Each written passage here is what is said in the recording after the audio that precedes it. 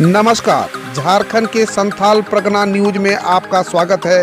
अब आप खबर जानेंगे दुमका, देवघर, जामताड़ा, गोड्डा, पाकुड़ और साहिबगंज जिला से। आप न्यूज को किस गांव या शहर से देख रहे हैं, हमें कमेंट में जरूर बताएं। वीडियो को शुरू करने से पहले आज का लाइक एम 50 रखते हैं। उम्मीद है आप इसे पूरा कर देंगे। तो चलिए जानते हैं शाम तक का मुख्य समाचार।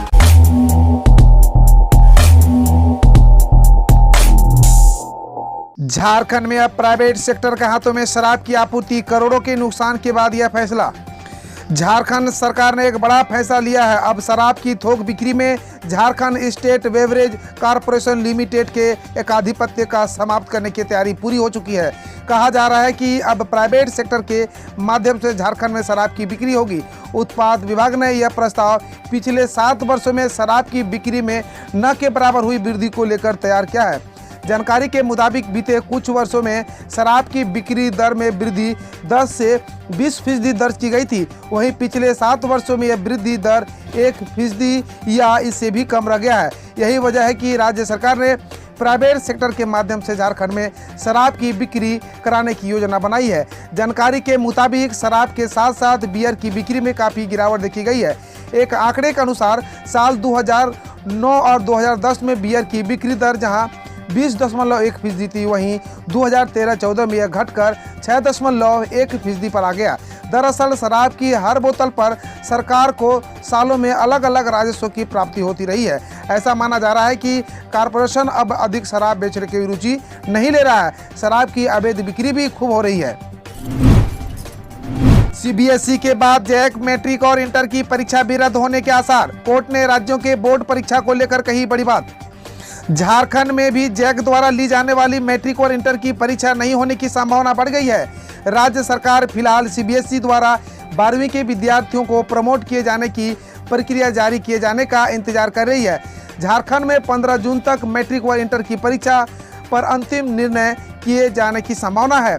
अब जब सीबीएसई ने परीक्षा रद्द करने की घोषणा कर दी है तो झारखंड में भी परीक्षा होने की आसार कम है। झारखंड से इस वर्ष सिर्फ 416 लोग ही हज यात्रा के लिए योग्य, लेकिन संशय बरकरार। सऊदी सरकार के इस आदेश का इंतजार। राज्य से इस साल मात्र 416 लोग हज यात्रा के लिए योग्य पाए गए हैं। इस साल राज्य से हज पर जाने के लिए 1030 लोगों ने निबंधन कराया था, जिसमें सभी वर्ग के लोग शामिल हैं। मालूम हो कि सऊदी अरब की ओर से जारी दिशा निर्देश में कहा गया है कि इस बार कोरोना के कारण दूसरे देशों से आने वाले 18 से 60 वर्ष के लोगों को ही हज यात्रा के लिए अनुमति दी जाएगी। ऐसे में 60 वर्ष से ऊपर के लोगों को छूट नहीं मिलने से उसमें निराशा है। उधर 26 जून से शुरू होने वाली हज यात्रा को लेकर भी वर्तमान में संशय बना हुआ है, क्योंकि इस समय तक कोई प्रक्रिया पूरी कर ली पड़ती है। 7 जून तक रांची सहित झारखंड के कई जिलों में बारिश की संभावना है। जानिए किस दिन आएगा मानसून। झारखंड के लोगों को जल्द ही उमस भरी गर्मी से राहत मिल सकती है। भारतीय मौसम विज्ञान केंद्र के वैज्ञानिक अभिषेक आनंद ने बताया कि 7 जून तक रांची सहित झारखंड के कई जिलों में बारिश की संभावना है। झारखंड में मानसून के 15 से 18 जून तक पहुंचने की संभावना है। झारखंड के किसानों के लिए राहत इसलिए है कि अभी पहले से हो जो हल्की बारिश हुई है उसमें खेतों में नमी बनी हुई है। झारखंड के किसानों को अब मानसून से ही उम्मीद है। साल में धान की खेती ही मुख्य खेती है और किसानों की माने तो बेमौसम बारिश ने एक तरफ जहां उनके खेतों में नमी दिया है, वहीं दूसरी तरफ सब्जी और फल के पौधों को इससे नुकसान भी हुआ है। इससे उन्हें आर्थिक नुकसान का सामना करना पड़ा है। किसानों का कहना है कि अब मानसून की बारिश शुरू होते ही धान के बीज खेत में गिर दिए जाएंगे। माध्यमों से मंत्रालयों ने सहायता भी मिल रहा है।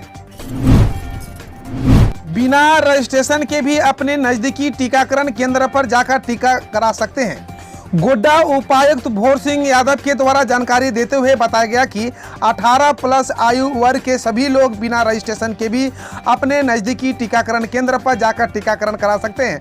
18+ आयु वर्ग के सभी लोग ऑन स्पॉट चिन्हित कर किए गए विभिन्न टीकाकरण केंद्रों पर उनके पहचान पत्र यानी वोटर कार्ड या आधार कार्ड एवं अन्य दस्तावेज के जरिए रजिस्ट्रेशन कर टीकाकरण केंद्र पर जाकर टीकाकरण कराए जा सकते हैं। जिले वासियों से अपील है कि अपने नज़दीकी टीकाकरण केंद्रों पर जाकर टीकाकरण कराएं एवं दूसरे को भी टीकाकरण करने के लिए प्रेरित करें। झारखंड के पश्चिमी सिंहभूम में घोटाले के मसाले से बन रही 17 करोड़ की नहर बारिश में बही। जल संसाधन विभाग से करोड़ों की लागत से बनाई जा रही है नहर घोटाले की भेंट चढ़ गई। नहर का निर्माण इतना घटिया हुआ है कि पहली बारिश का पानी नहर में आते ही पूरी नहर ध्वस्त हो गई है। इसके साथ ही नहर के घटिया निर्माण की भंडाफोड़ हो गया है। यास तूफान की वजह से हुई बारिश के कारण झारखंड के पश्चिमी सिंहभूम जिला के घाट गमरिया प्रखंड अंतर्गत कुसमुंडा नदी में स्थित बांध का जलस्तर बढ़ गया। पानी बांध से निकलकर नहर में बहने लगा। इसी पानी से बहाव में कुसमुंडा से खैरपाल तक बन रही नहर ध्वस्त हो गया। जगह जगह नहर का कंक्रीट पानी में बहकर अलग हो गया। यही स्थिति 13.5 किलोमीटर लंबी नहर में कई जगह बनी हुई है। चिड़ियाघर में बाघ सिवा की मौत, कोरोना की आशंका। रांची स्थित भगवान बिरसा चिड़ियाघर में शुक्रवार को एक बाघ सिवा की मौत के बाद हड़कंप मच गया। बताया जा रहा है कि बाघ की मौत फीवर और संक्रमण होने की वजह से हुई है। बाघ की मौत के बाद चिड़ियाघर में कोरोना के संक्रमण का शक गहराने लगा है। बाघ की मौत के बाद उसके सैंपल लेकर कोरोना वायरस टेस्ट के लिए बरेली भेजा गया है।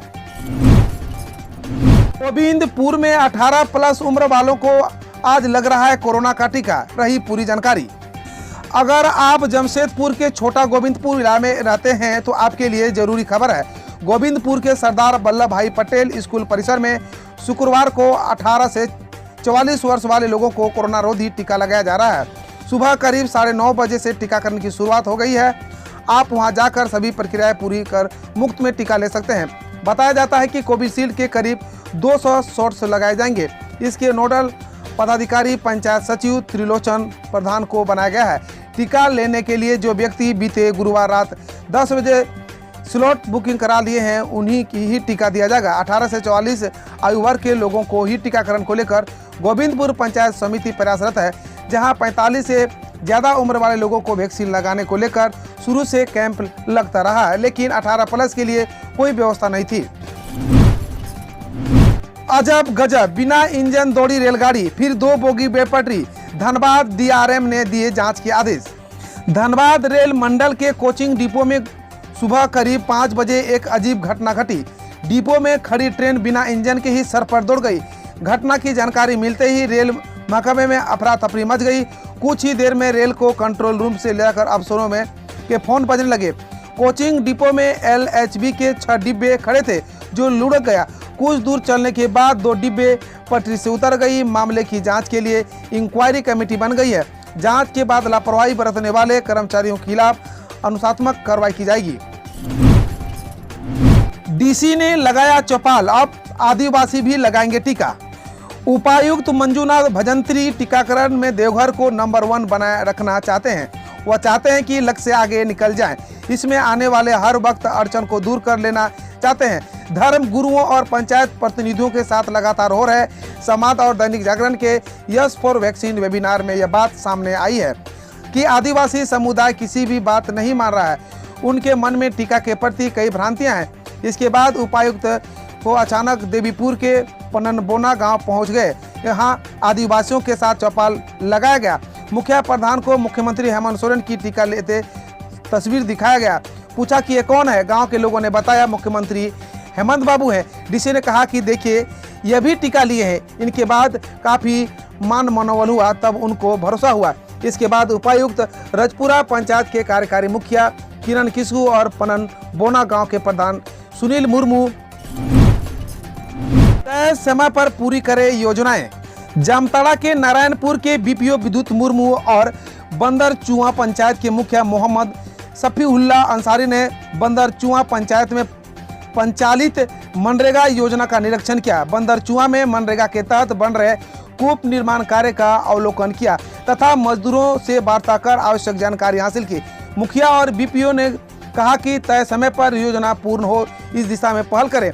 कूप निर्माण कार्य में भी शारीरिक दूरी का पालन करना और मास्क लगाना जरूरी है। मौके पर मुखिया और बीपीओ ने मनरेगा मजदूरों को मास्क और सैनिटाइजर उपलब्ध कराया। कहा कि शारीरिक दूरी का पालन करना और साबुन या फिर सैनिटाइजर से हाथ को साफ करते रहना आवश्यक है। मनरेगा के तहत लोगों को रोजगार मिले, इस दिशा में भी पहल हो रही है।